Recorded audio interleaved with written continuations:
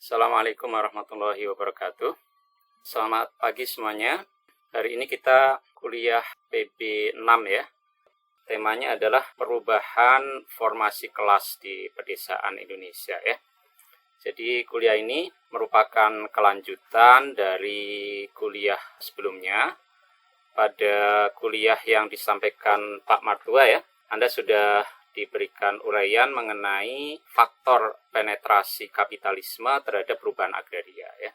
Dan itu konteksnya global, jadi itu berlaku di seluruh dunia pada umumnya, dimulai dari bagaimana perubahan agraria di era sistem agraria awal ya pada masyarakat subsisten, lalu kemudian bagaimana perubahan agraria pada masyarakat feodal, ini pada tahap masyarakat agraris yang lebih maju, lalu juga bagaimana perubahan agraria pada saat di bawah sistem kapitalisme, dan kemudian juga sampai pada tahap kolonialisme. Nah, perubahan agraria itu salah satunya kemudian mewujud sebagai perubahan formasi kelas ya, dari masa ke masa, di mana salah satu faktor yang menentukan adalah penetrasi kapitalisme. Nah, kuliah kita hari ini akan secara lebih spesifik mendalami kasus di Indonesia ya, setelah sebelumnya itu kasusnya sifatnya umum sebagai perspektif teori dan historisnya. Nah, yang kuliah kita pagi ini akan masuk ke kasus di Indonesia. Jadi bagaimana perubahan formasi kelas di pedesaan Indonesia, dan itu sekali lagi juga faktor yang sangat menentukan adalah penetrasi kapitalisme.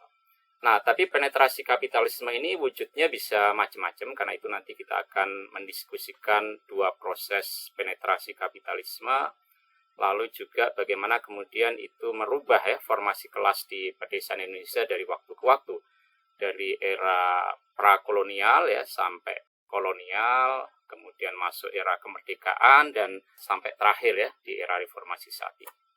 Jadi struktur kuliah kita pada pagi hari ini akan diawali dulu dengan pengantar konseptual, karena nanti akan dijelaskan bahwa salah satu ciri penting dari formasi kelas itu adalah makin menajamnya ketimpangan agraria. Jadi nanti kita mesti membahas terlebih dahulu apa sebetulnya ketimpangan agraria itu, apa saja bentuknya, dan dalam kuliah ini kita akan fokus kepada ketimpangan agraria yang berupa penguasaan tanah ya. Jadi ada beberapa macam ketimpangan, tetapi fokus kita pada kuliah hari ini adalah ketimpangan penguasaan tanah ya. Kenapa? Karena itu adalah salah satu manifestasi penting dari formasi kelas, itu adalah terwujudnya ketimpangan itu. Lalu kita akan melihat sekilas ya bagaimana formasi kelas, warisan sistem prakolonial dan kolonial. Jadi kita lihat bagaimana formasi kelas di era kerajaan-kerajaan dulu ya, sebelum masa kolonial, lalu kemudian bagaimana itu terjadi di era kolonial, dan kemudian tentu saja kita akan melihat proses di pasca kolonial. Nah, untuk yang pasca kolonial ini kita akan melihat dua proses penetrasi kapital ya. Pertama adalah proses penetrasi kapital yang berlangsung dari bawah, dan bagaimana formasi kelas yang terjadi akibat proses itu. Ini nanti kemudian akan kita lihat datanya berdasarkan sensus pertanian 2013.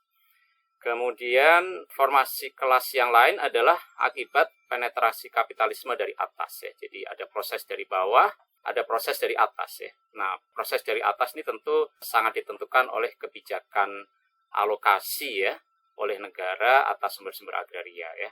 Ini wujud terpentingnya antara lain ya apa yang kemarin disampaikan oleh Pak Bayu ya mengenai land grabs itu ya. Jadi land grabs itu adalah alokasi tanah dalam skala luas oleh kebijakan negara, dan itu diberikan secara tidak merata ya, diberikan terutama kepada sektor usaha skala besar, dan itulah yang disebut sebagai penetrasi kapitalisme dari atas ya, karena itu ditimbulkan oleh kebijakan alokasi dari negara ya. Jadi kita juga akan membahas proses dari atas ini, dan kemudian bagaimana itu juga membuat formasi kelas dan apa konsekuensi yang lebih lanjut. Kita akan mulai dari yang pertama, pengantar konseptual. Ini sekilas menyegarkan kembali ya materi awal saat praktikum. Anda sudah dijelaskan mengenai apa itu relasi sosio-agraria. Jadi relasi sosio-agraria itu adalah relasi sosial. Jadi salah satu bentuk relasi sosial adalah relasi sosio-agraria. Dan yang dimaksud dengan relasi sosio-agraria adalah satu jenis relasi sosial di antara berbagai pihak, Nah, pihak-pihak inilah yang disebut sebagai subjek agraria ya. Dia bisa komunitas, negara, ya, swasta gitu ya. Lalu relasi di antara berbagai subjek itu menyangkut sumber-sumber agraria, karena itu disebut relasi sosio-agraria. Karena relasi sosial itu bisa menyangkut banyak hal, tetapi dalam hal kuliah ini itu adalah menyangkut sumber-sumber agraria. Apa itu sumber-sumber agraria? Sudah dijelaskan, itu bumi, air, ya, ruang angkasa, serta semua kekayaan alam yang dikandungnya. Ya. Inilah yang juga disebut sebagai objek agraria. Dan kemudian relasi itu, ya, relasi antar berbagai pihak menyangkut sumber-sumber agraria itu melibatkan sejumlah dimensi berikut ini ya. Dimensi ini tentu saja kaitannya dengan aktivitas produksi, jadi bagaimana objek agraria itu dimanfaatkan dan dijadikan sebagai sumber produktif ya oleh subjek-subjek agraria. Dan ini mencakup beberapa dimensi ini. Pertama tentu saja ada dimensi penguasaannya, baik penguasaan efektif, jadi siapa yang betul-betul menguasainya ya, maupun pemilikan formal ya. Jadi boleh jadi secara formal dimiliki oleh si A, tetapi secara efektif sebetulnya tanah itu dikuasai dan digarap oleh si B misalnya. Jadi ini dimensi penguasaan yang efektif maupun yang sifatnya formal.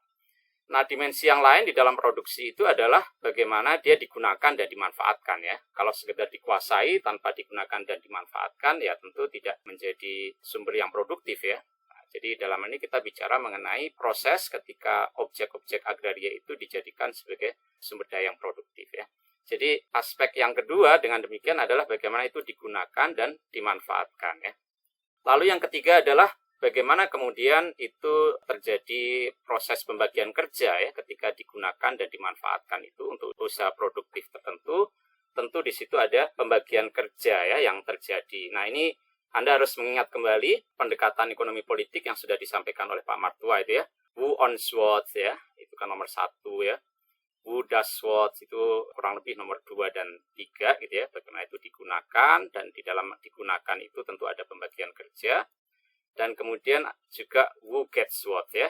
Nah, itu berarti di dalam proses itu lalu terjadilah surplus ya. Setelah dijadikan usaha produktif lalu ada surplus.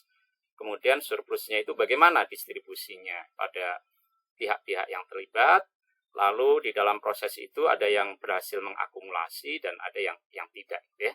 Jadi dimensi-dimensi aktivitas produksi ini sebetulnya sangat terkait dengan pendekatan ekonomi politik yang sudah disampaikan di kuliah sebelumnya, yaitu pertanyaan dari Bernstein ya. Who owns what, who does what, who gets what, dan what do they do with it. Jadi dari surplus itu ada yang kemudian bisa digunakan untuk ekspansi, ada yang hanya sekedar untuk reproduksi. Jadi itulah yang kemudian membedakan siapa yang berhasil mengakumulasi dan siapa yang tidak.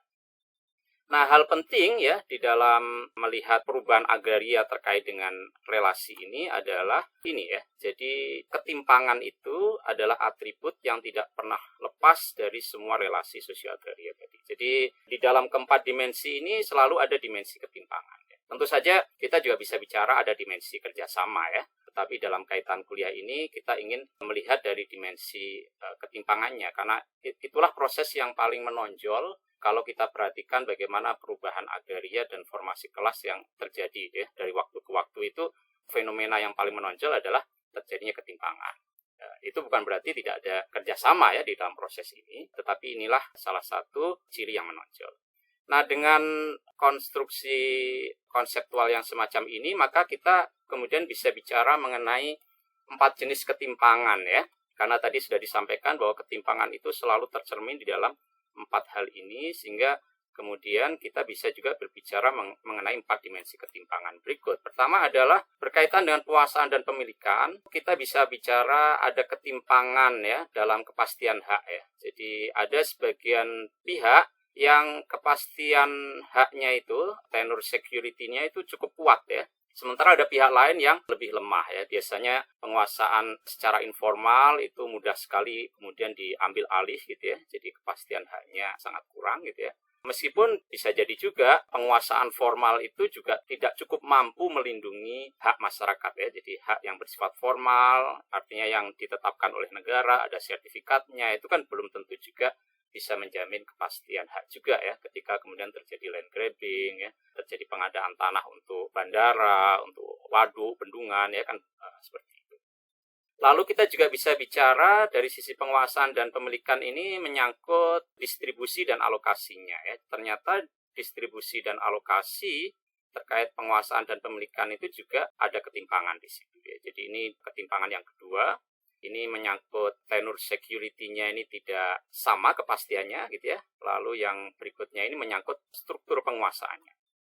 Kemudian kita juga bisa bicara penggunaan dan pemanfaatannya. Dan di sini lagi-lagi kita bisa bicara mengenai ketimpangan dalam tata guna tanah dan tata ruang. Misalnya seringkali perlindungan untuk tata guna tanah dalam bentuk sawah itu menjadi prioritas yang sangat belakang gitu ya di dalam RT RW ketimbang misalnya penggunaannya untuk kawasan bisnis ya atau kawasan perdagangan ya yang itu dianggap lebih menguntungkan untuk kabupaten atau kota ya karena bisa menghasilkan PAD yang lebih besar ya ketimbang kalau itu dijadikan sebagai sawah. Jadi ada ketimpangan juga di dalam menjamin satu jenis tata guna dibanding tata guna yang lain atau satu jenis peruntukan tata ruang dibanding dengan peruntukan tata ruang yang lain. Lalu tentu saja ketika kita bicara mengenai pembagian kerja dan hubungan produksi, ini juga kita bisa bicara mengenai ketimpangan di dalam pembagian kerja dan hubungan produksi itu ya. Dan disinilah kita bisa bicara mengenai ekstraksi surplus ya, nilai lebih gitu ya, di antara pihak yang bekerja dan di antara pihak yang memiliki modal misalnya begitu ya. Lalu terakhir kita juga bisa bicara mengenai ketimpangan di dalam distribusi dan akumulasi surplus ya. Jadi ini 4 jenis ketimpangan, tapi dalam hal kuliah ini ketika kita bicara formasi kelas, yang akan menjadi fokus kita adalah jenis ketimpangan yang terkait dengan penguasaan ya. Jadi bukan ketimpangan yang lain ya, itu tentu juga relevan, tetapi fokus kuliah kita pada hari ini lebih kaitannya dengan ketimpangan penguasaan. Karena ini kita bicara mengenai formasi kelas dalam arti kelas-kelas penguasaan tanah. Nah, apa ini dimaksud dengan penguasaan di sini? Ini saya mengutip dari tulisan Pak Gunawan Wiradi, ada di buku ini. Di situ yang dimaksud dengan struktur penguasaan itu adalah susunan sebaran atau distribusi menyangkut pemilikan, ini artinya adalah penguasaan secara formal, maupun penguasaan efektif ya, atas sumber-sumber agraria ya. Jadi pemilikan itu berarti ya dia memiliki gitu ya, tetapi boleh saja yang memiliki ini tidak menggarap, tetapi itu digadekan, sehingga tanah itu sebetulnya dikuasai secara efektif oleh pihak yang lain. Jadi ini yang disebut sebagai penguasaan efektif. Jadi meskipun dia secara formal tidak memiliki tanah itu, tetapi dia secara efektif bisa saja memiliki tanah itu ya, karena dia menyewa gitu ya, atau dia meminjami uang, kemudian tanahnya digadekan kepadanya gitu ya, dan yang lainnya. Nah, jadi ini adalah struktur penguasaan yang pertama, yaitu kaitannya dengan sebaran atau distribusi ya. Lalu yang berikutnya adalah sebaran alokasi atau peruntukannya ya. Jadi ini kita juga kemudian bisa bicara mengenai struktur penguasaan dalam arti bagaimana alokasinya ya, apakah alokasi yang diberikan itu merata atau tidak gitu ya. Nah, dalam hal ini dinyatakan oleh Pak Wiradi, masalah utama yang menonjol adalah meningkatnya ketimpangan dalam struktur penguasaan sumber-sumber agraria. Jadi baik yang menyangkut pemilikan dan penguasaan maupun yang kaitannya dengan alokasi, kecenderungan yang menonjol adalah terus meningkatnya ketimpangan ya. Dan itu terjadi di semua peruntukannya ya, apakah kehutanan, perkebunan maupun tanaman pangan. Lalu berdasarkan tulisan Pak Wiradi inilah kemudian di buku saya struktur penguasaan itu mencakup 3 hal. Pertama adalah pemilikan dalam arti penguasaan formal ya yang di sini ini. Lalu yang kedua adalah penguasaan efektif ya dalam arti penguasaan garapan atau operasional atas tanah. Jadi yang menggarap, yang menjalankan operasi pengusahaan tanah itu ada di pihak siapa ya. Ini boleh jadi berbeda dari yang memilikinya secara formal. Lalu yang ketiga adalah alokasi atas tanah. Nah, dari hal inilah kemudian saya menyederhanakan nomor 1 dan 2 ini sebetulnya kemudian bisa menimbulkan ketimpangan distribusi di antara sesama petani. Sementara yang ketiga inilah yang kemudian bisa menciptakan ketimpangan alokasi ya. Dalam hal ini alokasi yang diberikan oleh negara antara yang diberikan kepada usaha skala besar dengan yang diberikan kepada rakyat ya. Jadi 1, 2 ini salah satu ciri yang penting adalah adanya ketimpangan distribusi ya. Nah, ini artinya itu ketimpangan di antara rakyat sendiri. Lalu yang ketiga, salah satu ciri ya dari struktur agraria yang berkaitan dengan alokasi atas tanah ini adalah terjadinya ketimpangan alokasi ya, karena negara tidak adil, tidak setara gitu ya di dalam mengalokasikan tanah antara yang diberikan kepada perusahaan skala besar dengan yang diberikan kepada rakyat. Jadi itu 2 jenis ketimpangan, dan inilah yang nanti akan kita jelaskan, dan inilah yang akan membentuk formasi kelas di pedesaan di Indonesia. Itu sebetulnya juga kaitannya dengan 2 hal ini. Jadi inilah yang saya maksud tadi sebagai ketimpangan distribusi dan alokasi. Jadi kalau ketimpangan distribusi itu adalah ketimpangan di dalam sektor pertanian rakyat sendiri. Jadi bagaimana penguasaan efektif maupun penguasaan formal di sektor pertanian rakyat ini timpang begitu ya. Ada formasi kelas yang terjadi di sini sehingga ada sebagian kecil petani yang menguasai lahan cukup luas, atau dengan kata lain sebagian besar lahan pertanian itu dikuasai oleh segelintir rumah tangga petani, katakanlah begitu. Inilah yang disebut sebagai ketimpangan distribusi. Lalu kita juga bisa bicara perbandingan antar sektor ya, antara sektor pertanian rakyat dengan sektor usaha berskala besar.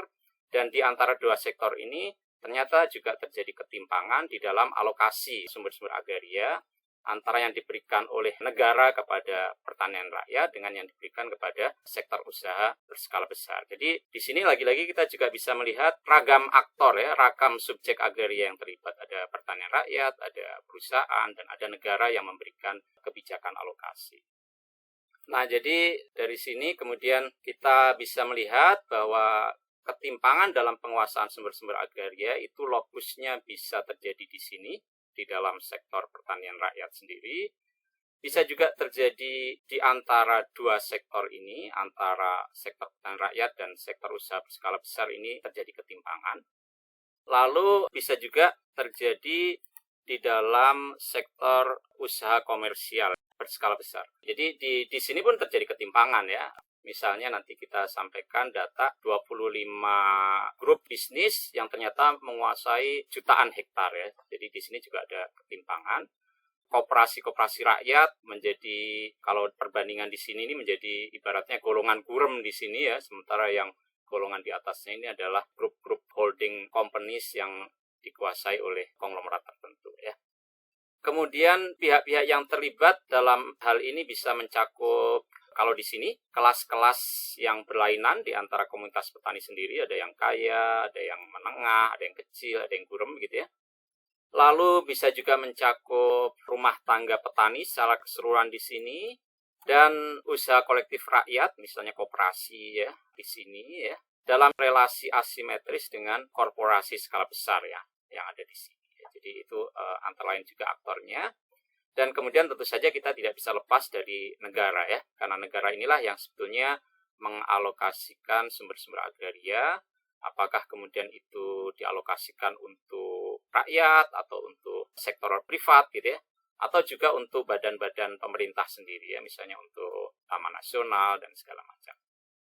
Kemudian dari penjelasan itu maka kita sebetulnya bisa bicara mengenai 2 jenis ketimpangan ya. Seperti tadi saya sudah sampaikan, jadi kita bisa bicara mengenai ketimpangan distribusi, itu artinya ketimpangan yang ada di sini ya, di antara sesama petani dalam penguasaan lahan pertanian ya.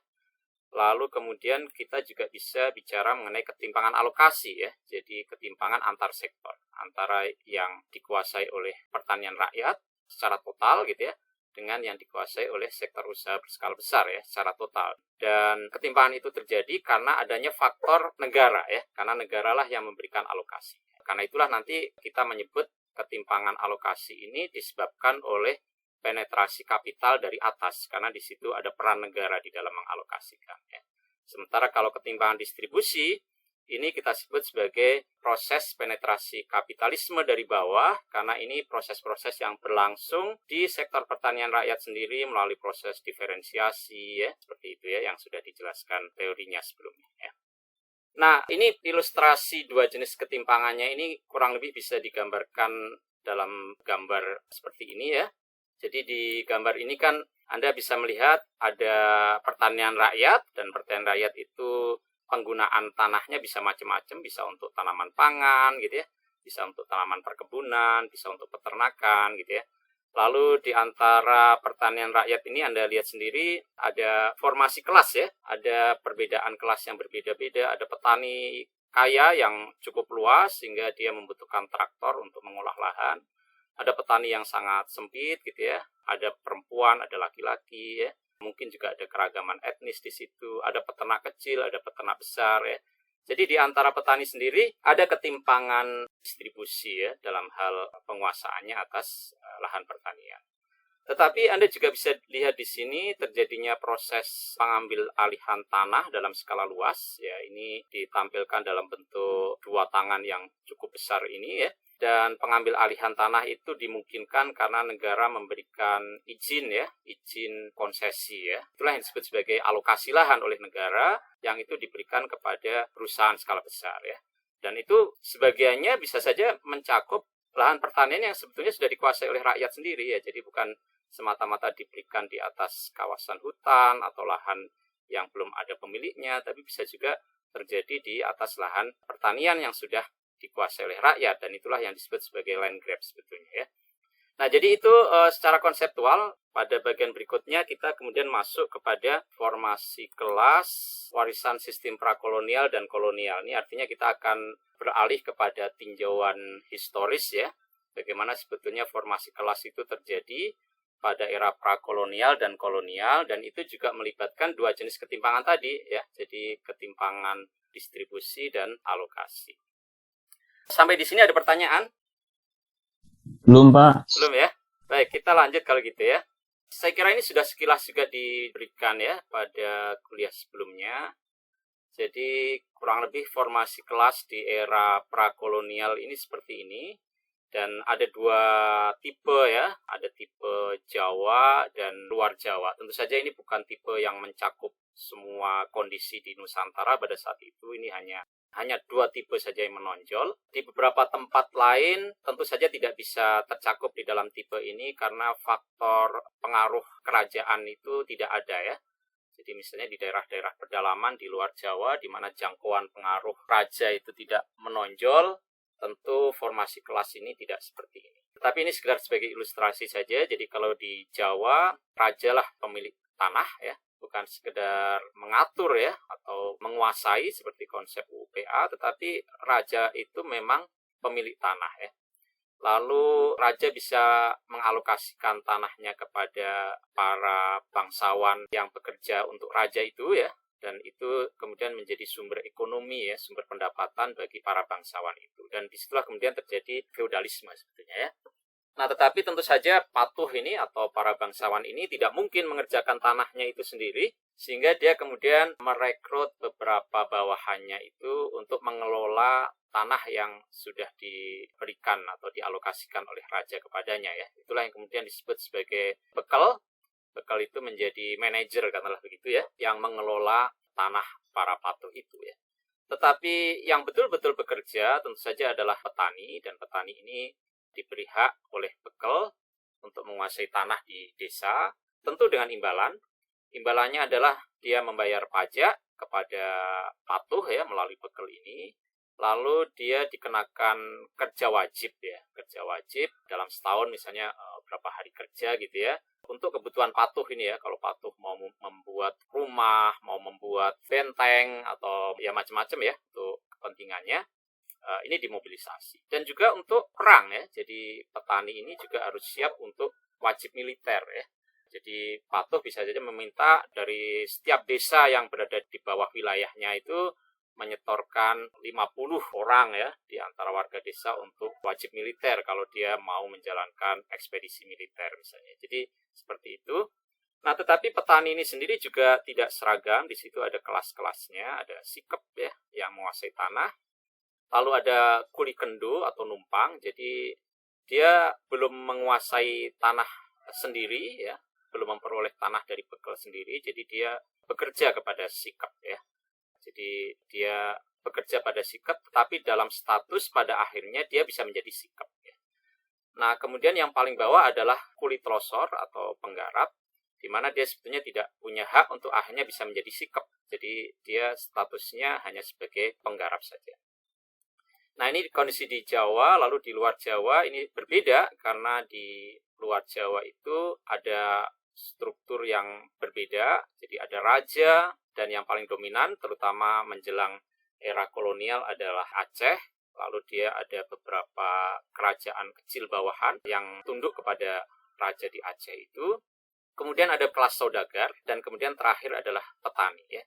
Dan petani di sini mendapatkan modal dari saudagar atau bisa juga dari raja-raja itu secara langsung untuk membuka lahan dan kemudian menanami lahan itu dengan tanaman komersial seperti lada ya, khususnya lada.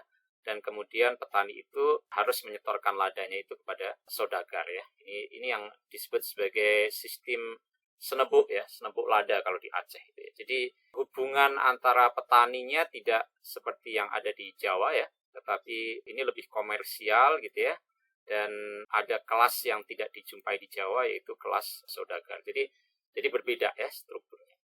Kurang lebih seperti itu, tetapi kemudian seperti sudah dijelaskan, jadi ini singkat saja, formasi kelas ini berubah ketika terjadi sistem kolonial, karena di dalam sistem kolonial ini ada yang disebut sebagai colonial mode of production ya, di dalam sistem perkebunan, yang cirinya ada dua itu ya, colonial mode of production itu. Pertama adalah buruh murah, ya, jadi buruh murah itu antara lain karena adanya sistem tanam paksa.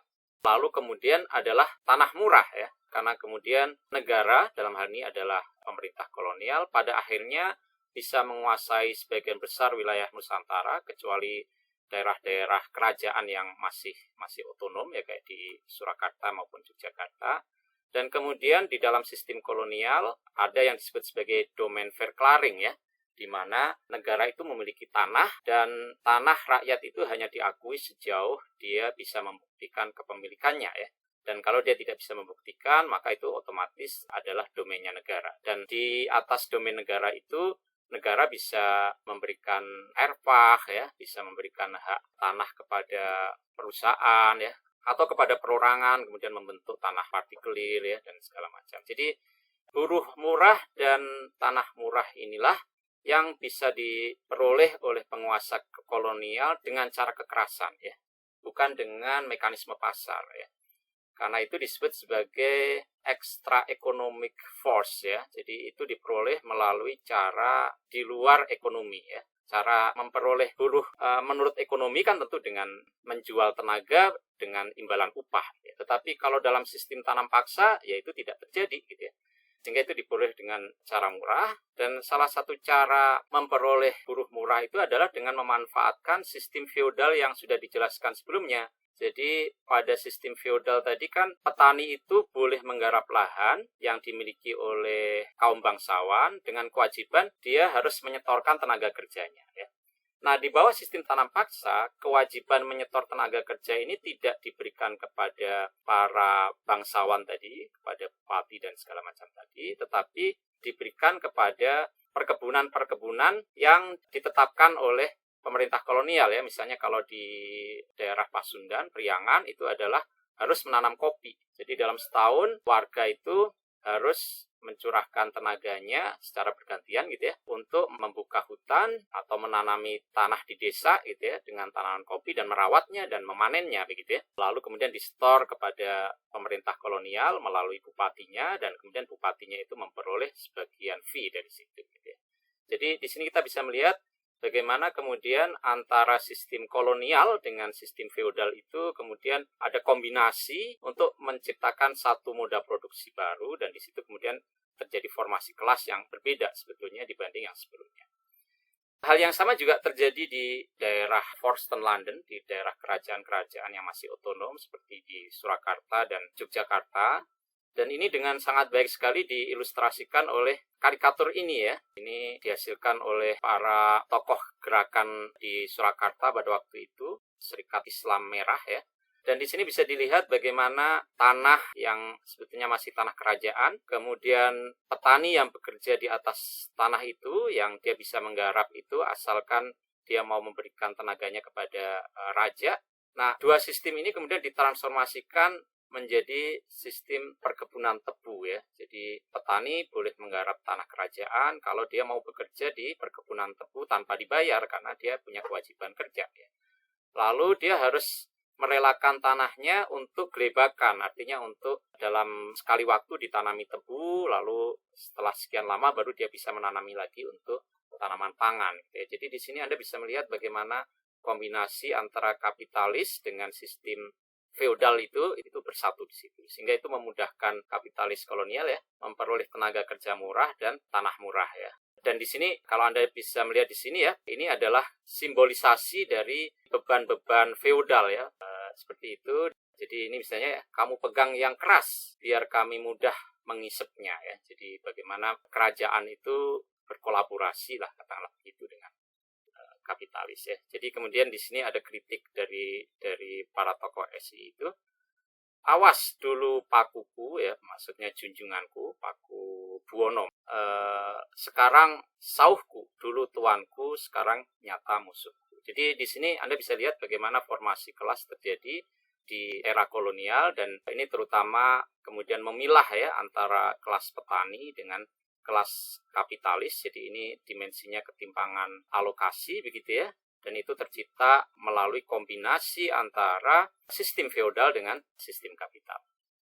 Nah, jadi kalau kita kemudian bisa ringkas, kurang lebih ketika kita kemudian merdeka, maka inilah warisan struktur agraria ya yang kita terima dari sistem prakolonial dan kolonial. Ada warisan prakolonial yang masih bertahan dalam bentuk desa perdikan, daerah swapraja gitu ya. Lalu ada warisan kolonial yang itu merupakan konsekuensi dari kebijakan alokasi atau katakanlah ini sebagai proses penetrasi kapitalis dari atas. Ini misalnya tercermin dalam hak erfah maupun tanah partikelir ya. Jadi karena negara kolonial memiliki tanah, maka dia bisa menyewakan tanahnya ya dalam bentuk erfah atau bisa menjual tanahnya kepada para pemilik modal besar ya, bisa perorangan juga, dan itulah yang disebut sebagai tanah partikelir ya. Tetapi juga di luar itu, di antara masyarakat sendiri juga terjadi proses diferensiasi ketika kemudian sistem pedesaan semakin termonetisasi, artinya ada penetrasi kapitalis dari bawah, dan itu bisa tercermin di dalam satu studi ya, Mindere Welfare Komisi ini, di mana ternyata di antara petani sendiri yang tadi itu dijelaskan ada sikep, ada kuli ya, itu kemudian juga terjadi proses diferensiasi yang makin tajam di antara mereka. Jadi di sini Anda bisa melihat dimensi ketimpangan alokasi ya, maupun ketimpangan distribusi di dalam formasi kelas yang merupakan warisan dari sistem prakolonial maupun kolonial. Nah, dihadapkan pada situasi inilah maka menjadi sangat masuk akal ya kalau kemudian cita-cita transformasi agraria dari para founding fathers itu juga mengadres dua isu ketimpangan ini ya. Jadi kalau kita telusuri kembali bagaimana pemikiran agraria dan kebijakan agraria yang disampaikan oleh para tokoh pendiri bangsa waktu itu ya, Hatta, Soekarno, dan yang lain-lain ya, itu persis mengadres dua isu ini sekaligus. Jadi mereka menyadari ada ketimpangan di sektor usaha pertanian rakyat sendiri. Karena itu ada visi untuk melakukan land reform supaya ini bisa semakin merata gitu ya. Jadi yang gurem itu makin berkurang, mereka naik kelas, dan kemudian yang menguasai lebih itu juga dikurangi sehingga bisa mendongkrak yang bawah, sehingga terbentuklah lapis petani kelas menengah yang kuat ya, yang itu ditandai oleh penguasaan minimal 2 hektar. Kan cita-citanya seperti itu.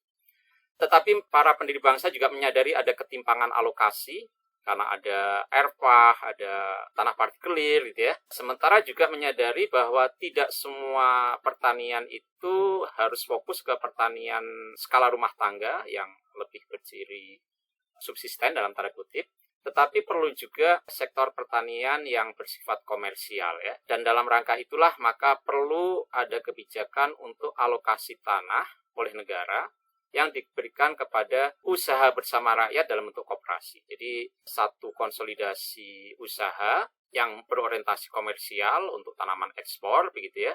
Tetapi tidak diserahkan semuanya kepada perusahaan, tetapi juga harus memberi tempat kepada usaha bersama rakyat ya. dalam bentuk koperasi atau bentuk gotong royong lainnya. Jadi dua visi ini ya sebetulnya merefleksikan pembacaan yang akurat gitu ya atas dua kondisi ketimpangan yang terjadi sebagai warisan dari sistem feodal dan kolonial tadi ya. Nah, ini misalnya yang kaitannya dengan pertama ini kan ada visi mewujudkan pertanian keluarga ya yang kuat ya dengan pemilikan tanah yang layak. Ini tercermin di dalam beberapa regulasi ini. Lalu juga ada visi untuk menumbuhkan dan memajukan usaha pertanian komersial milik rakyat ya, yang ada di sini. Jadi tidak semuanya harus diserahkan kepada usaha skala besar, tetapi juga koperasi ya juga harus tumbuh di sini ya. Ini ada beberapa pasalnya. Nah, cita-cita ini nanti akan diuraikan lebih lanjut di dalam mata kuliah kajian reforma agraria ya semester depan mungkin ya. Kita akan lewat saja. Jadi di bagian ini kita sudah menjelaskan bagaimana formasi kelas warisan feodal dan kolonial dan bagaimana kemudian warisan itu ya dibaca secara akurat oleh para pendiri bangsa, disadari betul dan kemudian itu melahirkan cita-cita transformasi agraria melalui dua jalur ini ya, jalur land reform, lalu juga jalur menguatkan koperasi ya atau bentuk gotong royong lainnya. Nah, kita kemudian akan masuk ke masa Orde Baru ya, dan bagaimana kemudian formasi kelas itu terjadi di era ini baik melalui proses dari bawah maupun dari atas ya. Ada pertanyaan sebelum kita mulai masuk ke tahap ini? Saya izin bertanya. Silakan. Sepertinya saya tadi terlewat dan saya jadi penasaran, Pak. Kan kalau di Jawa itu ada kelas petani ya, Pak. Jadi kan petani di petani pun terdapat kelas-kelasnya ya. Nah, kalau di yang Sumatera sepertinya saya tadi tidak melihat bahwa di petani itu sendiri apakah juga terdapat kelas-kelas di dalamnya, Pak. Lalu saya juga penasaran pengaruhnya ke sekarang kira-kira bagaimana ya Pak antara yang ada di Jawa dan di luar Jawa ini. Mungkin itu saja Pak, terima kasih. Iya, terima kasih. Sebetulnya kalau Anda nanti bicara sistem senebuk ya, senebuk itu ladang lada ya, senebuk lada. Di situ juga ada kelas-kelas karena saudagar ini sebetulnya tidak memberi modal gitu ya kepada petani satu persatu tidak ya, tetapi dia merekrut sama seperti di sini ya. Jadi kalau di sini yang direkrut bekel, tetapi di sini juga ada satu yang direkrut ya untuk kemudian dia menjadi pimpinan rombongan untuk membuka hutan dan kemudian dari situ dia merekrut petani untuk membuka hutan dan menanaminya dengan lada. Jadi ada satu disertasi di Leiden yang bicara mengenai senebuk lada ya. Nah, pimpinan rombongan ini ada kalanya kemudian berhasil mengakumulasi kapital juga sehingga kemudian dia tampil menjadi saudagar baru.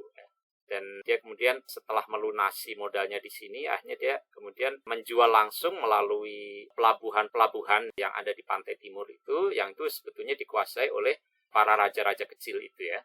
Nah, raja-raja kecil kemudian menerapkan pajak perdagangan dan kemudian sebagian menyetorkannya kepada raja ya. Nah, karena itu berbeda dengan di sini, maka di dalam pembukaan hutan dan kemudian membentuk senebuk ini juga bisa menjadi rintisan terbentuknya negeri baru ya. Istilahnya negeri itu bukan negeri dalam arti kita saat ini ya. Negeri itu ya satu wilayah tertentu gitu ya, yang kemudian dia bisa memperoleh otonomi kalau dia mengajukan surat untuk mendapat pengesahan dari raja. Dan inilah yang kemudian menghasilkan terbentuknya beberapa negeri yang dikuasai oleh ule-balang itu ya. Jadi di antara kelompok, ketua kelompok ini ya, itu kemudian bisa menjadi ule-balang baru sebetulnya ya, seperti itu ya. Jadi ini relatif otonom kalau di wilayah Sumatera, berbeda dengan di Jawa yang sangat hierarkis gitu ya. Jadi pembukaan hutan-hutan baru ya, misalnya dulu wilayah Aceh Timur itu sangat belakang ya integrasinya ke pasar dunia karena dia dibuka sebetulnya lebih belakangan. Sementara yang di wilayah pantai barat sebetulnya, misalnya di Aceh Barat gitu ya, di Melabo itu lebih awal, begitu juga di wilayah Pidi itu lebih awal, tetapi kemudian Aceh Timur ini dibuka belakangan ketika ekspor lada semakin meningkat. Dan ini kemudian membentuk satu negeri-negeri baru dengan penguasa-penguasa lokal yang disebut sebagai ule balang tadi ya. Jadi itu relatif lebih otonom ya, tidak sehierarkis seperti di sini ya. Dan berbeda dengan petani yang ada di Jawa, petani yang di sini betul-betul memiliki tanahnya sendiri. Ya, jadi tanahnya itu tidak diberikan oleh bekal gitu ya, sebagai hak garap. Tetapi petani di wilayah Sumatera Timur ini memiliki tanah yang dibukanya dari hutan ya. Jadi kalau Anda ingat topik kedua ya, mengenai keragaman sistem tenurial ya, itu kan kalau di luar Jawa, hak atas tanah itu diperoleh dari membuka hutan. Dan ketika itu dibuka, dia akan menjadi miliknya sendiri. Jadi relatif kelas-kelasnya tidak seketat seperti di Jawa ya. Jadi kurang lebih seperti itu Surya ya. Terima kasih atas pertanyaannya. Baik Pak, terima kasih Bapak. Iya. Ada yang lain? Ya, siapa ini? Elda Pak. Saya juga agak penasaran aja sih Pak. Tadi kan kalau nggak salah ada visi yang untuk apa tadi land reform gitu ya Pak, sama yang alokasi lahan gitu. Itu kan berarti kayak apa namanya sesuatu yang ingin diwujudkan gitu kan ya Pak. Nah, saya penasaran aja sih Pak. Kira-kira kalau misalkan sebelum ini kan ada formasi-formasi kelas, misalnya kayak tadi prakolonial, misalnya kayak ada bekal, ada saudagar dan lain-lain. Dan kalau sekarang kan mungkin kayak kita lihat di apa namanya di kehidupan yang sekarang, misalnya ada buruh tani, terus ada pemilik lahan, ada apa gitu. Nah, saya penasaran aja sih Pak, kira-kira kalau sehabis dilakukannya land reform dan alokasi ini, apakah ada gambaran formasi kelas yang diharapkan akan terjadi atau memang diharapkan bakal egaliter aja gitu, sederajat semuanya yang ada di bidang pertanian ini. Mungkin gitu aja Pak. Terima kasih. Ya, terima kasih Elda. Jadi kita tahu ini visi yang di belakang hari kemudian tidak berhasil diwujudkan sepenuhnya ya, karena ada tragedi tahun 65 ya, titik baliknya sebetulnya itu. Tetapi dari sisi visi sebetulnya ketika pemerintah ingin menjalankan land reform itu sebetulnya ingin supaya kelas-kelas seperti yang tadi dijelaskan di era feodal itu bisa berubah gitu ya. Makanya tanah perdikan ya itu kemudian dibagi kepada rakyat, tidak boleh lagi dikuasai oleh para penguasa perdikan. Karena penguasa perdikan itu kan seolah dia menjadi raja kecil, dia menguasai tanah di wilayahnya gitu ya, di wilayah perdikannya itu. Lalu dia merekrut petani dengan upah murah untuk mengerjakan tanahnya itu gitu ya. Nah, itu yang kemudian di era awal kemerdekaan, kalau tidak salah tahun 46 ya, itu desa-desa perdikan di daerah Banyumas itu kemudian diredis ya kepada rakyat. Jadi rakyat yang semula menggarap dengan hak upah itu, lalu dia kemudian dinyatakan sebagai pemilik tanahnya itu ya. Dia bukan lagi penggarap, dia kemudian menjadi pemilik ya. Jadi ada capaian-capaian semacam itu ya. Nah, tentu punya visi supaya pada akhirnya sektor pertanian rakyat ini yang dominan adalah petani kelas menengah ya. Bukan berarti kemudian tidak ada sama sekali petani kecil atau petani gurem ya. Tentu akan selalu ada, tetapi yang dominan ya, jadi yang menggelembung ya, jumlah populasinya itu adalah yang di tengah ya. Jadi petani kelas menengahnya kuat. Yang itu visinya adalah mereka bisa menguasai minimal 2 hektar gitu ya. Nah, itu visinya. Nah, kemudian ketika merespon ketimpangan vertikal, visinya adalah ini. Jadi pemerintah kemudian memberikan juga konsesi lahan itu bukan saja kepada perusahaan semestinya ya, tetapi juga lebih besar kemudian kepada koperasi atau bentuk gotong royong lainnya ya. Nah, itu sebetulnya yang dicita-citakan, tetapi kemudian hal itu tidak terjadi ya, karena kemudian mengalami aborsi gitu ya. Jadi sebelum berbuah sudah tumbang gitu ya, sudah gugur gitu ya, karena ada tragedi 65 itu. Nah, tapi ini fokus kuliah untuk reforma agraria ya. Nanti di dalam mata kuliah reforma agraria Anda akan dijelaskan tahap-tahap kebijakan RA itu ya, mulai tadi itu ya, redistribusi tanah perdikan ya, macam-macam sampai juga soal land reform ini ya. Tapi ini sekedar untuk membuat ilustrasi bahwa berhadapan dengan warisan feodal dan kolonial itu, dulu para pendiri bangsa itu punya visi seperti ini, dan visi ini sebetulnya masih terus relevan sampai sekarang ya. Apalagi sekarang ya, ketika ketimpangan menyangkut dua hal ini semakin jelas. Nanti akan kita sampaikan ya. Sementara itu dulu ya. Terima kasih Pak. Nah, kita akan masuk ke periode Orde Baru.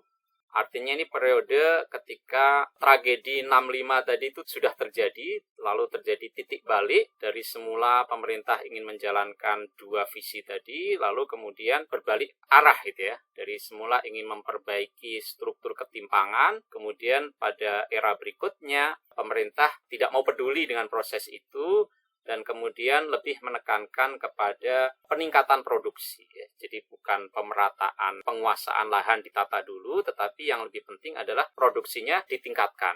Nggak peduli apakah ada ketimpangan penguasaan atau tidak, tetapi yang penting produksi pertanian ditingkatkan, baik itu untuk komoditas pangan maupun untuk komoditas perkebunan. Nah, perubahan orientasi ini ternyata kemudian juga menimbulkan perubahan formasi kelas ya, yang terjadi di pedesaan, seperti kita lihat seperti ini ya. Ini yang kemudian terjadi ya ketika pemerintah berubah orientasi kebijakannya, dia kemudian lebih menekankan pada peningkatan produksi, baik itu kaitannya dengan komoditas pangan, itu dilakukan melalui revolusi hijau, khususnya di daerah-daerah sentra produksi beras ya, di Jawa, di Sulawesi Selatan ya, atau untuk komoditas perkebunan ya, yang berorientasi ekspor ya, seperti kakao, kopi, cengkeh gitu ya, dan itu terutama dilakukan di luar Jawa. Nah, apa dampak dari dua kebijakan ini?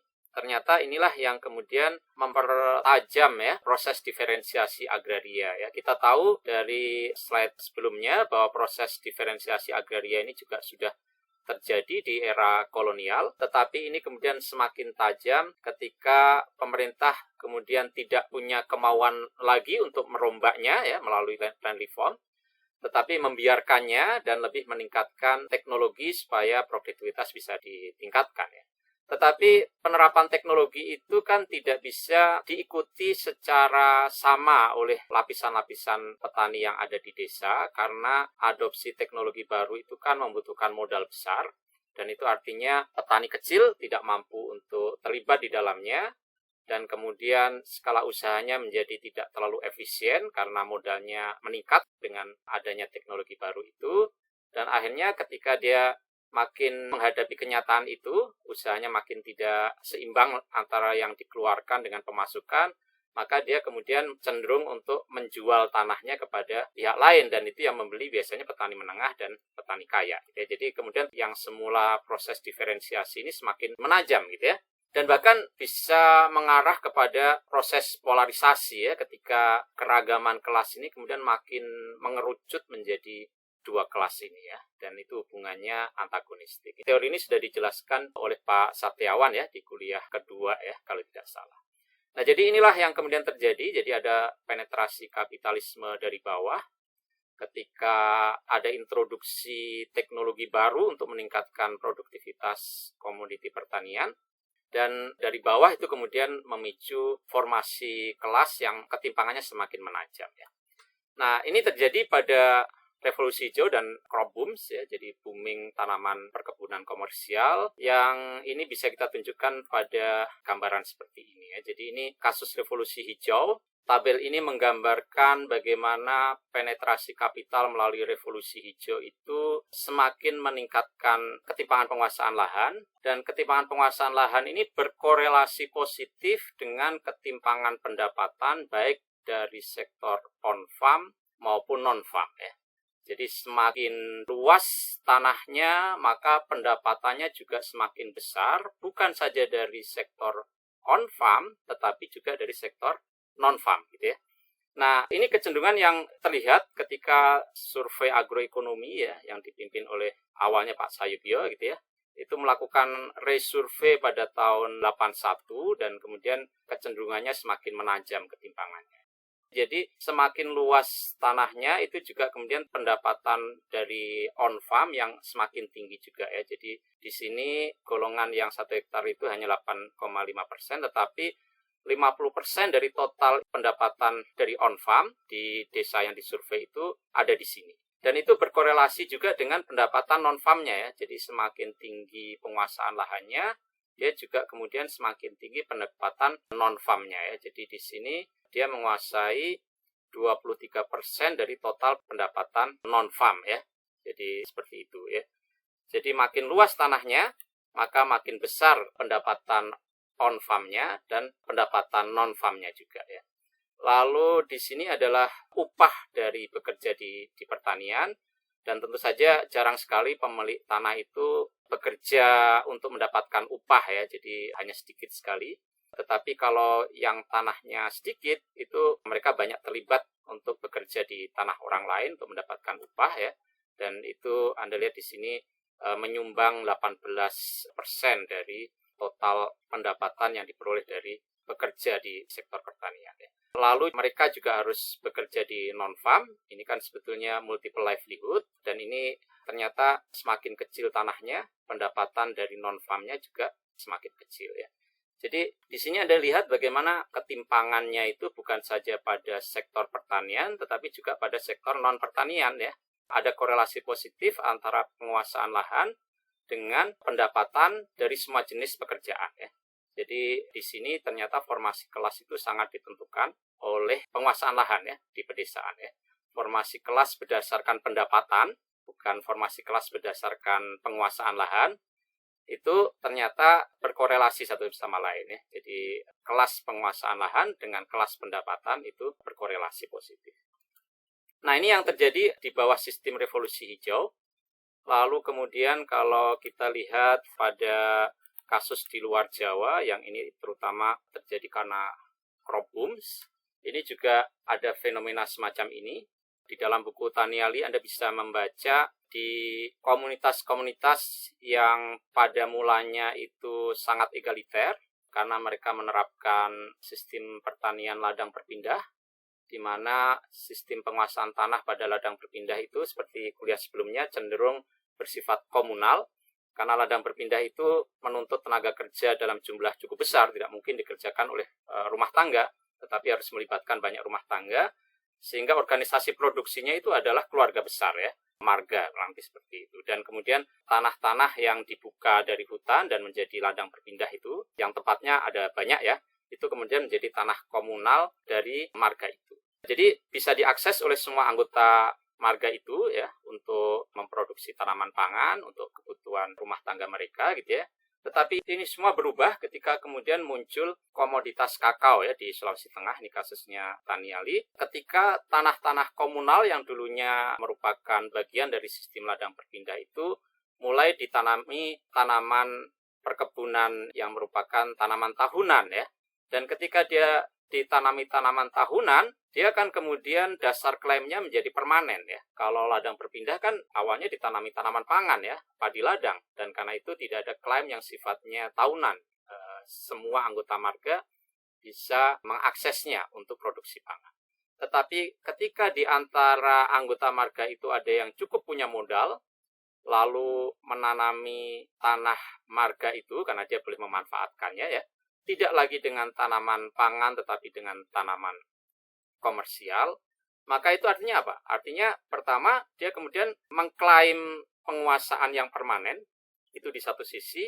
Di sisi yang lain dia menutup akses anggota marga yang lain ya, karena dia kemudian tidak bisa lagi dipakai oleh anggota marga yang lain yang semula itu sifatnya terbuka ya. Jadi di situ terjadi proses enclosure ya, proses pengaplingan.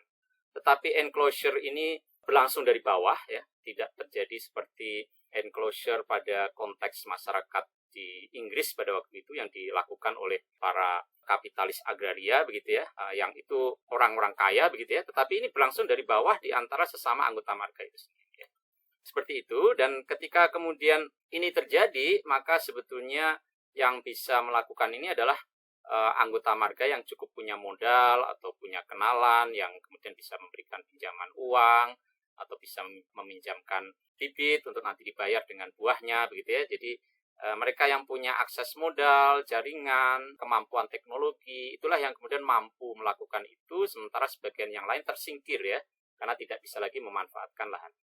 Dan seiring dengan proses itu maka terjadilah komoditisasi, jadi ladang itu ya yang semula bersifat komunal kemudian semakin berubah dan kemudian dia menjadi komoditas ya, komoditas karena nilainya kemudian lebih ditentukan oleh pasar ya ketimbang ikatan-ikatan tradisional ya, aturan-aturan adat dan seterusnya ya.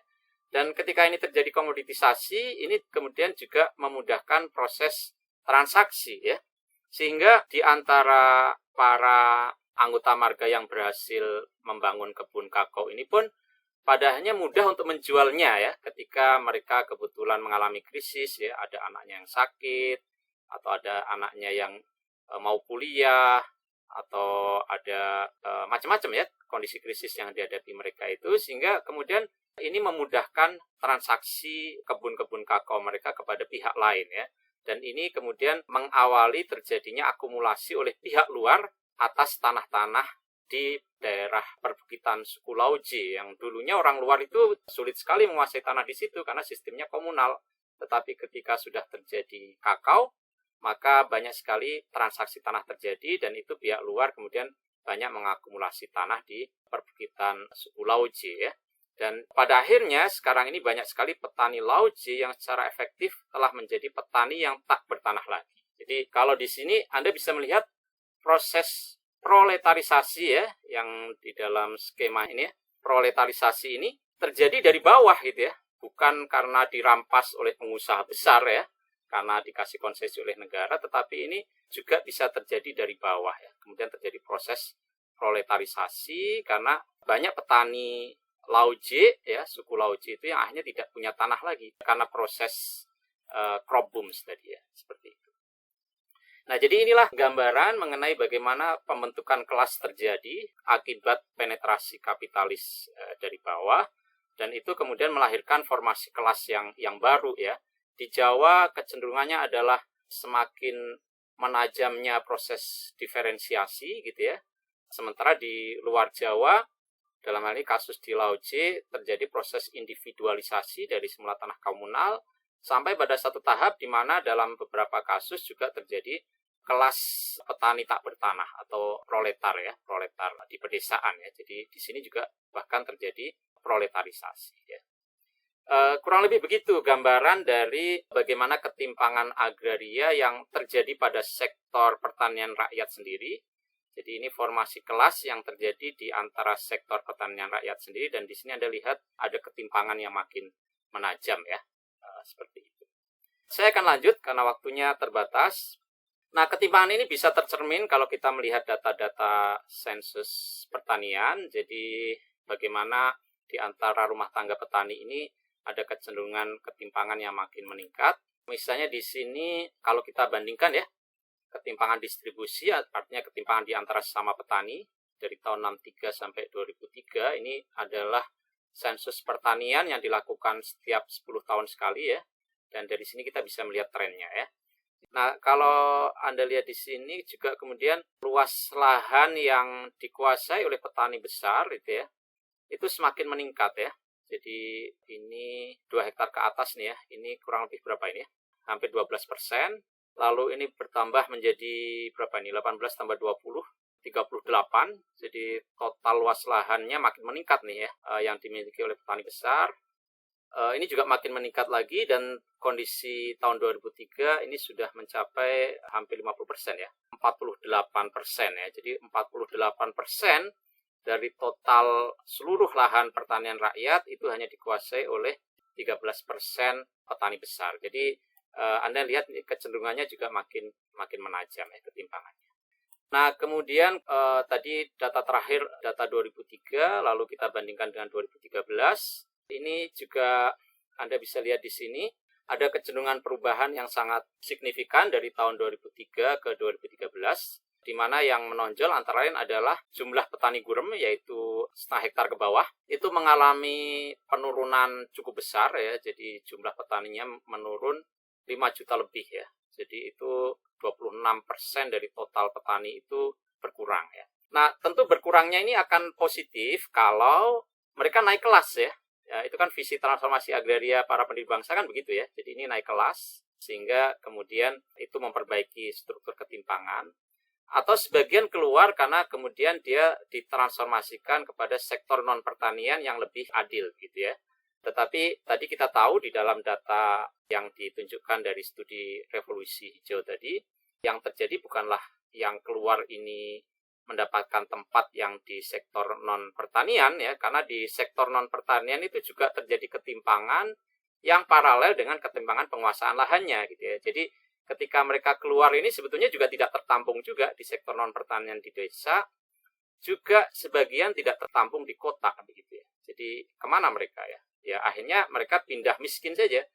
Dari awalnya miskin di desa, kemudian miskin di kota ya. Jadi banyak sektor informal di kota, ada slum area, sebagian menjadi TKI ke luar negeri gitu ya. Jadi tidak terjadi transformasi agraria yang baik ya.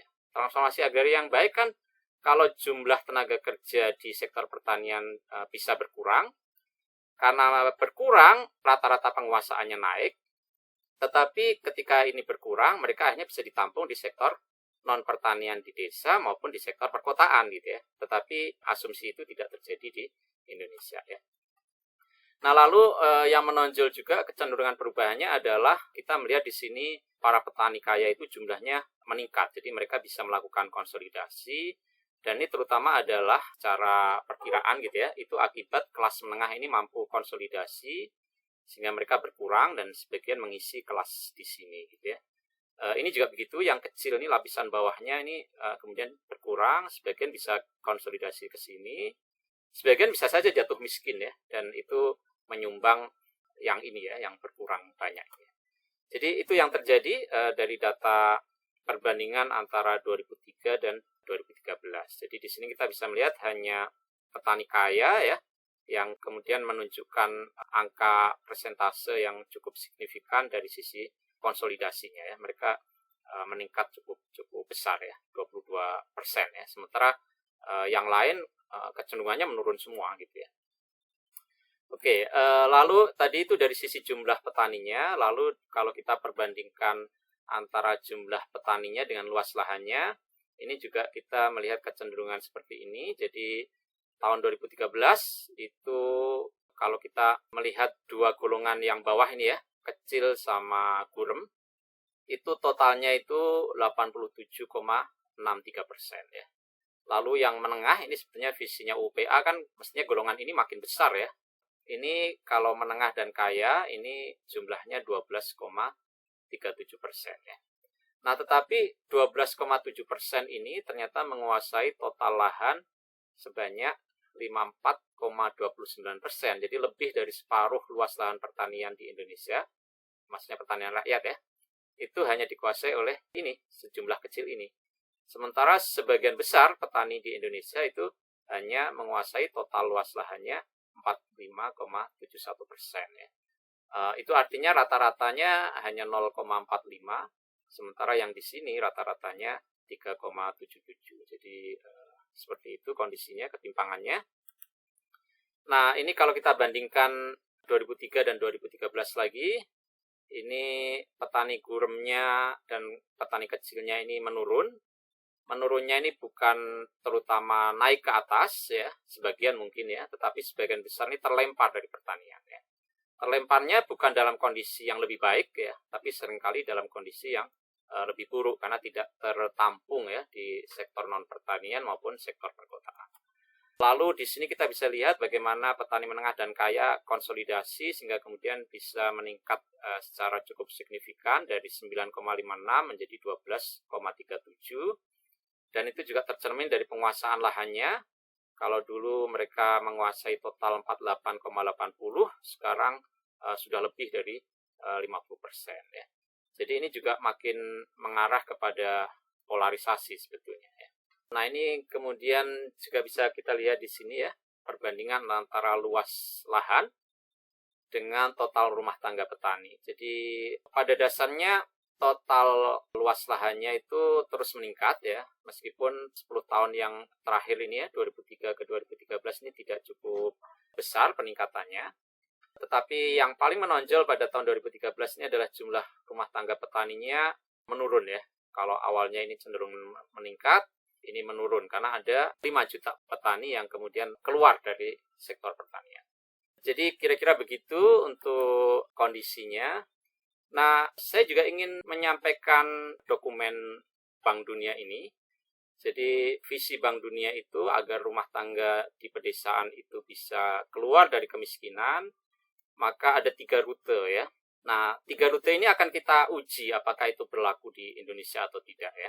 Pertama, rutenya adalah dia terlibat dalam usaha tani skala kecil yang berorientasi komersial ya, tidak bisa lagi subsisten tetapi harus semakin terintegrasi dengan pasar ya. Nah, kalau ini tidak mungkin, maka dia harus masuk ke usaha ekonomi non pertanian yang ada di desa ya, non farm ya. Lalu kalau ini tidak mungkin, ini dia harus migrasi keluar desa, pindah ke kota, atau mencari pekerjaan di luar negeri sebagai TKI, supaya dia bisa memperoleh penghidupan yang lebih baik ya. Jadi ini sebetulnya 3 strategi livelihood ya, yang dianggap ini bisa menjadi jalan keluar dari kemiskinan di pedesaan ya. Nah, tetapi kalau kita lihat ya, 3 hal ini mungkin berlaku pada konteks tertentu. Misalnya kalau di Jepang, karena pasca Perang Dunia Kedua itu di bawah tekanan Amerika, dia berhasil menjalankan land reform, maka pada dasarnya petani gurem dan petani kecil itu bisa dikurangi, kalaupun tidak dihilangkan gitu ya. Dan yang dominan sebetulnya di Jepang adalah petani menengah dan petani kaya. Dan dengan begitu produksinya bisa melebihi dari batas minimum kebutuhan hidup sehingga mereka bisa menghasilkan surplus pertanian. Nah, yang menarik adalah bahwa di Jepang itu sistem pewarisannya adalah tanah itu hanya diwariskan kepada laki-laki tertua dengan kewajiban dia harus mengantarkan adik-adiknya atau kakaknya yang perempuan gitu ya, untuk tidak lagi menjadi petani tetapi kemudian bekerja di sektor non-farm gitu ya, atau di perkotaan. Itu artinya apa? Artinya di Jepang tidak terjadi proses fragmentasi tanah karena pewarisan ya. Jadi setelah dilakukan land reform, mereka memperoleh tanah yang cukup besar dan itu kemudian tidak terpecah lagi ya. Berbeda dengan di Indonesia, karena ada proses pewarisan kepada seluruh anak, maka kalaupun ya suatu rumah tangga punya tanah luas, lalu dia bisa makin terfragmentasi ya. Jadi kalau di Jepang kemudian tidak terjadi ketimpangan yang berkorelasi positif antara di sektor on-farm dengan non-farm ya. Kalau di Indonesia seperti terlihat di sini, semakin luas tanahnya, maka surplus pertaniannya juga semakin banyak, dan surplus pertanian ini kemudian diinvestasikan untuk off-farm dan non-farm, dan itu artinya pendapatan dia juga makin besar ya. Dia mencakup pendapatan on-farm, off-farm, dan non-farm ya. Kalau petani menengah juga sama, tetapi dengan proporsi yang lebih terbatas. Petani miskin dan buruh tani mau nggak mau juga harus berstrategi yang sama, multiple livelihood itu, mata pencarian ganda, tetapi dengan proporsi penghasilan yang lebih sedikit ya, baik dari on-farm, off-farm maupun non-farm ya. Bahkan untuk buruh tani, hanya untuk memenuhi kebutuhan hidup itu, non-farm itu harus dilakukan sebagai strategi survival ya, bukan untuk ekspansi, tetapi untuk strategi survival. Jadi dalam konteks ini, maka 3 rute keluar dari kemiskinan pedesaan itu sebetulnya tidak terjadi ya di dalam konteks ini. Ini sebetulnya hasil penelitian revolusi hijau yang tadi tabelnya sudah disampaikan. Karena perpindahan dari satu sektor ke sektor yang lain itu sebetulnya adalah bukan peningkatan ekonomi, mobilitas vertikal, tetapi sebetulnya ya kondisinya sama ya. Jadi misalnya buruh tani ya tetap saja miskin meskipun dia kemudian terlibat di dalam multiple livelihood. Sementara yang petani kaya dengan dia terlibat dalam multiple livelihood, dia semakin ekspansi gitu ya, seperti itu. Jadi ini kemudian yang terjadi juga dengan migrasi keluar kota, sehingga ketika buruh tani ini pada akhirnya tidak lagi bisa bertahan di pedesaan, atau petani gurem bahkan ya, seperti tadi data sensusnya kan berkurang 5 juta, itu sebagian besar kemudian migrasi keluar desa tetapi pindah miskin ya. Jadi terjadi mobilitas spasial dari desa ke kota, tetapi tidak terjadi mobilitas vertikal ya. Nah, itu yang formasi kelas dari bawah ya, karena ada penetrasi kapital dari bawah.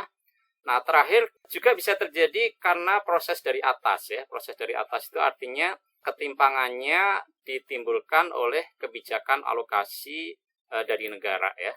Jadi negara kan punya kewenangan ya untuk mengalokasikan lahan berdasarkan hak menguasai negara, dan alokasi itu bisa diberikan kepada instansi pusat sendiri yang ada di daerah, itu namanya dekonsentrasi, bisa diberikan kepada pemerintah daerah, itu namanya desentralisasi, bisa diberikan juga kepada badan hukum, itu namanya privatisasi ya.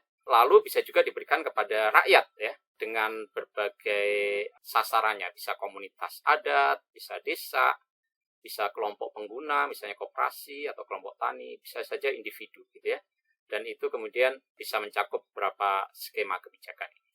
Tetapi kalau kita bandingkan antara yang diberikan kepada rakyat ini atau yang digunakan untuk kepentingan umum dengan yang diberikan kepada badan hukum, artinya privatisasi kepada usaha skala besar, maka yang dominan memang di sini ya. Jadi di sini kita melihat adanya ketimpangan alokasi ya antara yang diberikan kepada badan hukum dengan yang diberikan kepada rakyat yang berbeda-beda sasarannya ya. Bisa adat ya, bisa desa, bisa koperasi, bisa kelompok tani, bisa individu ya. Seperti itu ya. Ini tercermin di dalam data-data ini ya. Misalnya alokasi lahan di kawasan hutan itu bisa diperuntukkan ke swasta, bisa kepada masyarakat, bisa kepada kepentingan umum ya. Tetapi kalau kita lihat perbandingannya, ini data tahun 2018 ya, itu yang diberikan kepada swasta itu mencapai 95% lebih ya. Sementara yang kepada rakyat cuma 4,14% saja ya. Yang kepada kepentingan umum hanya 0,1%. Jadi Anda bayangkan 95% ya diberikan kepada swasta. Sementara yang kepada masyarakat ini cuma 4,14% ya. Termasuk yang diberikan melalui perhutanan sosial ya. Kondisi sekarang angka ini sudah semakin meningkat. Kalau tidak salah sekitar 3 jutaan begitu ya. Tetapi tetap saja ketimpangannya itu masih sangat tinggi gitu ya. Jadi ini terlihat sekali bagaimana alokasi lahan itu yang diberikan oleh pemerintah itu sangat timpang antara yang diberikan kepada private sector dengan yang diberikan kepada masyarakat.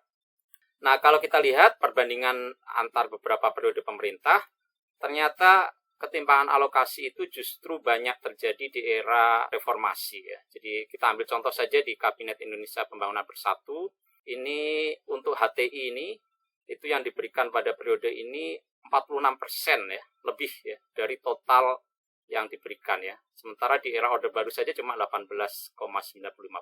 Begitu juga di HPH. Ini bahkan lebih besar, HPH itu 63,33%, padahal di era Orde Baru cuma 3,23%. Jadi ini menunjukkan bahwa justru di era reformasi ini ketimpangan alokasi itu semakin tajam karena pemerintah lebih menganak-emaskan sektor usaha skala besar ketimbang rakyat ya. Ini juga terjadi di perkebunan, jadi 5,1 juta hektar lahan itu hanya dikuasai oleh 25 grup bisnis Taipan saja ya. Jadi ini juga seperti itu. Ini contoh bagaimana di era desentralisasi itu muncul kerajaan-kerajaan sawit dan itu dikuasai oleh penguasa daerah maupun kroninya. Jadi ini wilayah Seruyan ya di Kalimantan Selatan ya. Dan ini Anda lihat bagaimana lokasi HGU-nya itu ya mungkin lebih dari separuh wilayah kabupaten itu sudah jadi kebun sawit. Bahkan sebagian masuk ke wilayah Taman Nasional ya. Seperti itu. Sebagian terlantar, jadi ada 4 juta lebih ya hektar yang terlantar kondisinya. Padahal kalau 4 juta ini dibagi pada 5 juta petani yang terlempar tadi karena nggak punya lagi tanah, itu kan sebetulnya cukup signifikan tuh dampaknya ya. Nah, ini punya konsekuensi ya, jadi bagaimana ketimpangan agraria itu, jadi formasi kelasnya itu ditandai dengan adanya ketimpangan itu punya konsekuensi yang tidak saja berkaitan dengan akumulasi kekayaan pada sektor agraria, tapi juga berkonsekuensi pada akumulasi kekayaan yang lebih luas ya. Misalnya ternyata ketimpangan agraria itu paralel dengan ketimpangan aset keuangan yang dikuasai ya. Ini mirip dengan tadi ya, ketimpangan penguasaan lahan di desa itu berkorelasi positif dengan pendapatan dari non pertanian juga. Ini juga sama di skala nasional. Struktur ketimpangan agraria itu berkorelasi juga dengan aset keuangan yang ada di bank ya. Jadi proporsinya mirip ya. Jadi kalau aset yang terkait dengan tanah 56% itu dikuasai oleh hanya 0,2% populasi ya. Jadi seluruh aset yang terkait tanah itu 56%-nya dikuasai oleh populasi yang tidak sampai mencapai 1%. Nah, kalau kita lihat aset keuangannya mirip sekali ya. Jadi total aset keuangan di Bank Nasional itu 56,87%-nya dikuasai oleh hanya 0,11% pemilik rekening gendut ya, yang simpanannya di atas 2 miliar. Jadi Anda lihat di sini hampir sama ya, 56, kemudian 0,2, ini 0,11 ya. Jadi ini rekeningnya gitu ya. Lalu kalau dilihat konglomerasi yang menguasai ya seperti ini, dan itu kemudian berkontribusi positif terhadap laju peningkatan kekayaan pada segelintir orang kaya ya. Jadi dalam 10 tahun ini laju peningkatan kekayaan orang kaya ini sangat fantastik ya dibandingkan dengan GDP nasional maupun GDP per kapita. GDP per kapitanya cuma naik sedikit sekali gitu ya, sementara 40 orang terkaya itu naiknya sampai 370%. Bahkan satu orang terkaya ini naiknya 511% ya pertumbuhan kekayaannya dalam 10 tahun terakhir. Siapa itu ya kira-kira saja ya.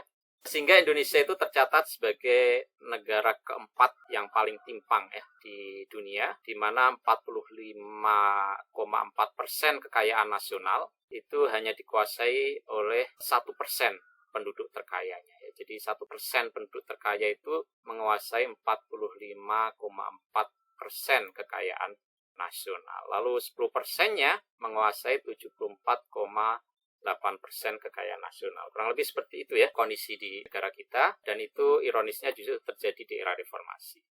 Sumbernya bisa Anda baca di sini, dan kurang lebih demikian yang bisa saya sampaikan. Semoga bermanfaat ya.